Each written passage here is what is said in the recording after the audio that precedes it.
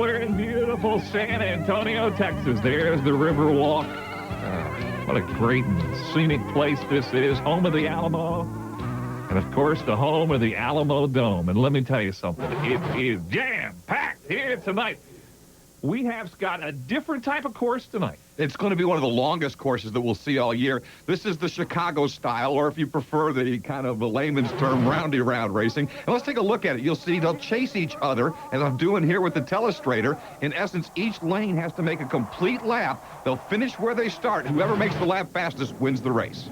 You are far more coordinated than I could ever be to draw two lines that way. Hey, Gunslinger's getting ready to roll off against King Crunch.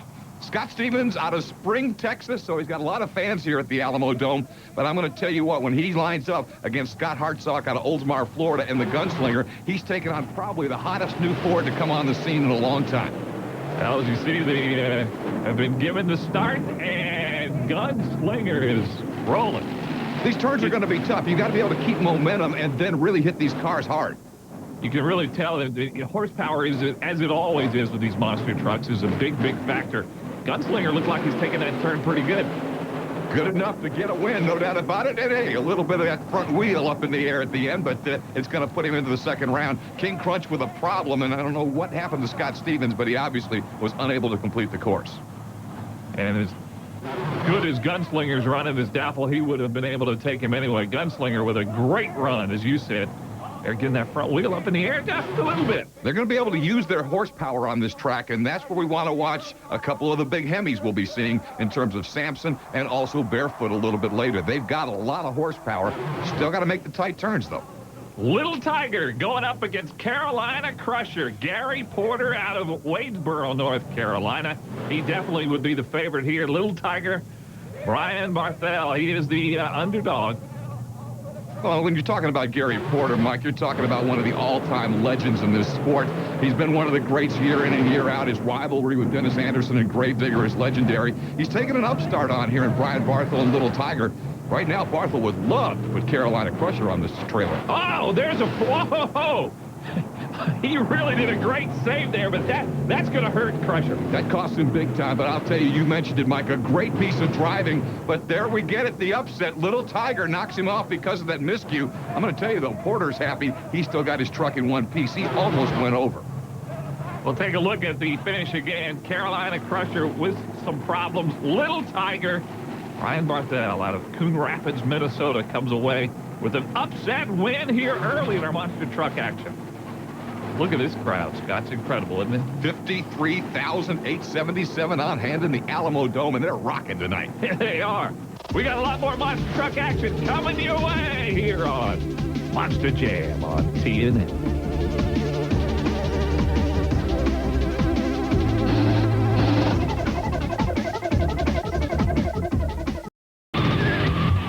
Mike Hogwood, Scott Douglas, welcoming you back to San Antonio on the Alamo Dome. What's that all about? Let's take a look at Dan Patrick's hauler. I think you'll be amazed. Okay, welcome to the Samson hauler. Here's what we got. This is the shop area. We do all the repairs. I do all the repairs in between rounds or in between shows, actually. When we're traveling with the truck and the trailer, I can come in here and work, do anything I want. You'll see where I've fixed a generator for a distributor, and we stock all of our broken parts here, so when we get back, we're pretty much set to go. The one thing we definitely have that's very important when you travel like we do is a full shower. This isn't a camper shower. This is 150 gallons of pure enjoyment. The truck sits here. Underneath the truck is storage. A lot of the heavy parts go underneath. You'll see the small tires. That is the tires that it is transported on. It sets up here. Then the big tires, which you see on the truck when we race it, two go on the bottom. Then there's an elevator that takes them to the ceiling, and then there's the other two go underneath. So it's all packed in real tight. What's different from this trailer than your conventional cup trailers and your cherry trailers? This is a full-blown accommodating for living on the road. Actually has a 30-foot lounge, living area, has a king-size bed. One thing that isn't in here that normally is in here, it has a home theater, satellite TV. You'll think, well, that's pretty plush living, but when you're in here 320 days a year, it's home, but it's still not home. I'll tell you, that Dan Patrick is something. That's a great hauler. Amazing, and he's got to have it that way. You know, you mentioned 320 days a year on the road, and that may be just, you know, an estimate that's a little low. He is constantly gone, but he's constantly performing well. We're going to see him in a minute. Right now, though, look at Reptoid. Isn't that a great-looking truck? I love Reptoid, the way it looks. There, Jim Jack is ready to go. And he's going to be battling against Barefoot and our old friend Todd Frolic. Todd Frolic's behind the wheel. Yeah, he had a great run in Houston a couple of weeks ago. We're going to see him back in action tonight, and we've always talked about the power of Barefoot, that huge Keith Black Hemi engine. And Barefoot gets off to a great start and negotiates that turn pretty good. It is really tough when you have that much power to get wound down enough to make that turn. Huge early lead for Barefoot, but he's losing it. He's up on two wheels, trying to keep it straight. Big problems for Barefoot. Something's gone. Something is absolutely broken. He had the race won. Reptoid has still not finished the course. Jim Jack, if he can get back on the course and come around and finish it, would win the race. Frolic did not cross the finish line. This is crazy. This course really wears and tears on these monster trucks. It's going to be tough on equipment all night, but, you know, they still haven't stopped the clock on that race because there's what happened. Jim Jack will actually finish the course and win the race. Did not get slowed down enough, tried too hard to make that turn, and there he comes. Reptoid's going to get the win. I don't think I've ever seen a race quite like that. Jim Jack goes to the next round. Wow. Not what you call a fast time, but Reptoid, boy, I love the way this truck looks. Reptoid moves on. You know, you're talking about side-by-side or bracket-style eliminations. Doesn't matter what the time is. It matters if you win or not. Well, there's our buddy Dan Patrick back in Sampson. Yeah, going against Cyborg Jack Coburna. Coburna will be coming out of Tulia, Texas. And Coburna, longtime veteran, as is Sampson. So no rookies in this race. These guys know their way around the course. Dan Patrick, a 20-year veteran of monster truck racing. Jack Coburna's been in the business for 14 years, so these guys, as you say, do know what they're doing. Sampson, another truck with all that horsepower from the Keith Black Hemi engine, 572 cubic inches, and he can put horsepower to the ground. Trouble with the turns, though, and that's going to be a critical portion of this race.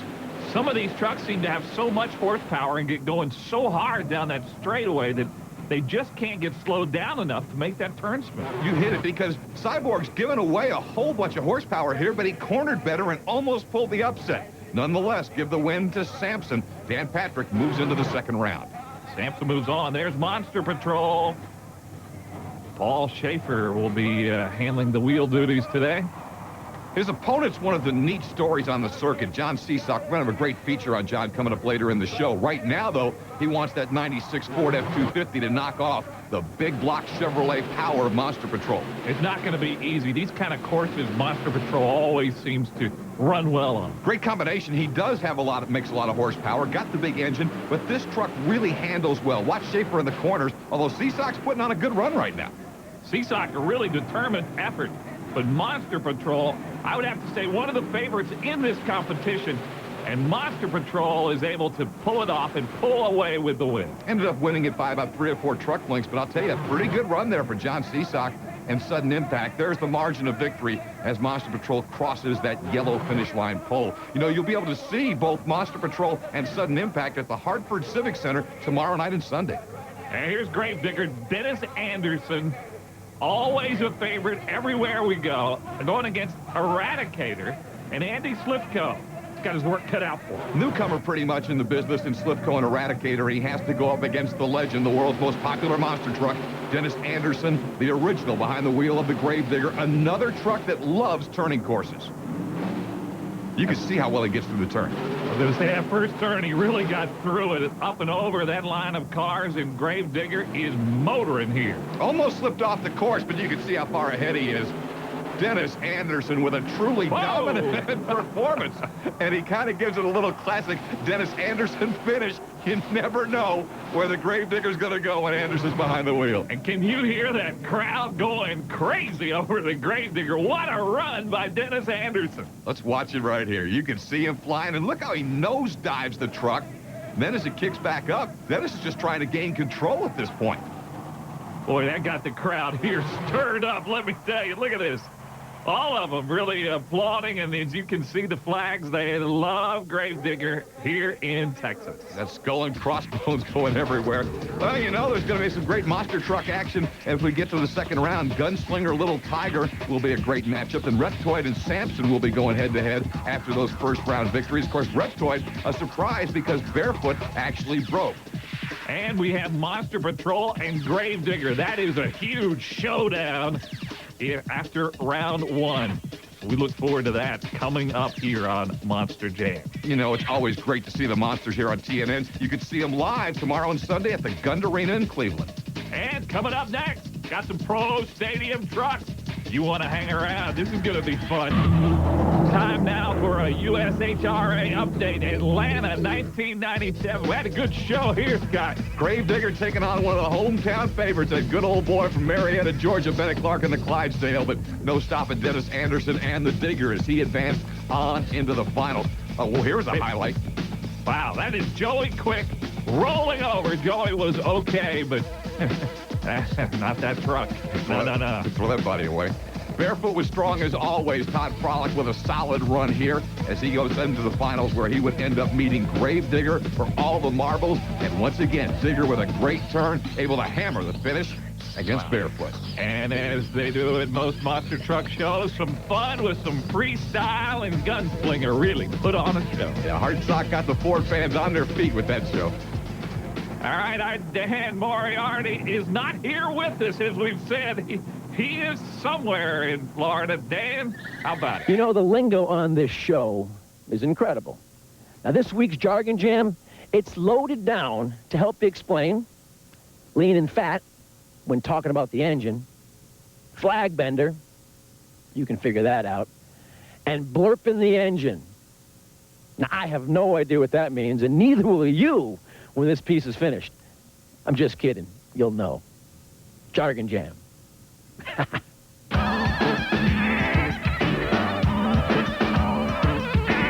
Blurping the throttle means that you nail the gas pedal on your vehicle real fast to try to pull out, just to give that instant burst of power. And that's why we go to blurping the throttle. Well, honestly, I'm really new at this. We come into a problem where we have to, such a term called blurp the throttle. It's actually called coming out of a rollover situation. You might be halfway into the throttle. You might have to take your foot and put it all the way into the floor. Blurping is a new phrase to me. When we fly through the air, you'll hear us rasp the throttle a few times. We call that rhythm, trying to keep the motor cleaned out. So when we touch off, you know, there's no loaded up fuel in it. She's ready to power her way out of any situation that you're in. Yeah, I haven't figured that one out yet myself. And if you turn too sharp, the truck's going to want to come up on you, and if you burp the throttle, you give it some more power so those tires will dig in and straighten you back around. Actually, if you hit the brake, you're just going to go over, and that's not good. So don't feel upset about that. I understand. I don't know about you. Absolutely perfect, Scott. I'm ready to go. So do all these fans. They are fired up now about Pro Stadium trucks.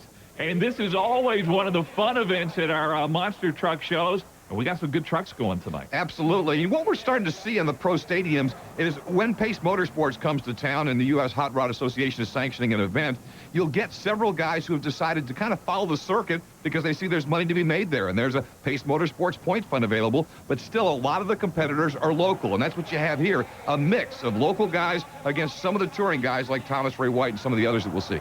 That's Scooter Hot Shoe Holder going up against Sean Zayat in this first Pro Stadium truck competition, and they're not quite as fast as nimble as our monster trucks have been. Well, it's a tough, long course, too, and I'll tell you, it's going to be hard on this equipment. Sean Zayat in that red Toyota. Well, it's looked pretty strong here, and he is going to take this first Pro Stadium truck event. He'll move on into the second round and comes in right at about 45 seconds, which shows you how long the course is. Now, Jeff Hoy, one of the guys we were talking about that's been following the tour around, and he'll take on Flight 69, another truck that we've seen quite a bit. Look at hang time already. Wow. Yeah. Sean Gibson against Jeff Hoy. And, wow, we got one going slow here. Big problems, and that's the part of the ruling is you're not allowed to lap the opponent. You've got to keep in line, and so hang time's got the race won. He's just got to follow Gibson around because Flight 69, with a huge problem, can get no momentum. Hang time is just going to go ahead